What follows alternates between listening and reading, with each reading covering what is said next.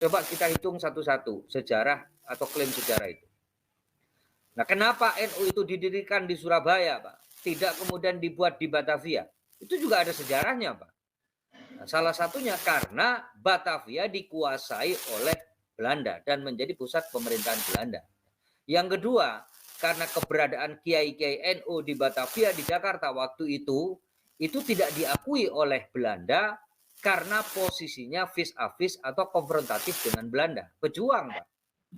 Sementara Mufti Habib Utsman bin Yahya itu berkolaborasi, Pak, menjadi bagian dari pemerintah Hindia Belanda. Itulah yang kemudian membuat NU tidak strategis dibentuk di Jakarta, tetapi lebih pas dibentuk di Surabaya. Itu salah satunya.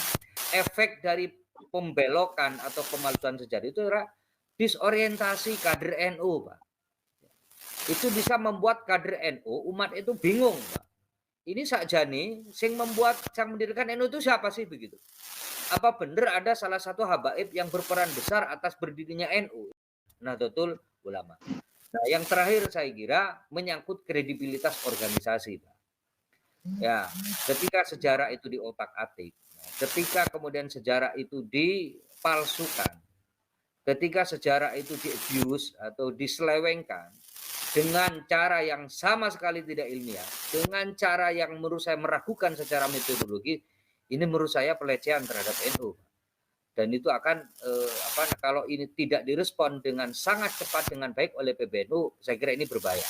Nah, terakhir yang ingin saya sampaikan, kita apresiasi dengan apa yang dilakukan atau diputuskan oleh Ketua Umum PBNU dan Rois Am PBNU dengan satu segera menarik dan segera mengembargo, melarang menarik buku-buku sejarah yang tidak bisa dipertanggungjawabkan itu. Tapi langkah kedua yang harus segera dilakukan oleh NU adalah segera NU merefresh, bukan merefresh ya. Segera NU memastikan dokumentasinya baik dalam bentuk manuskrip maupun dalam bentuk data-data yang lain tentang pendirian NU. Meskipun dari dulu kita percaya apa yang diceritakan oleh Dr. Ribut itulah fakta dinamika berdirinya NU.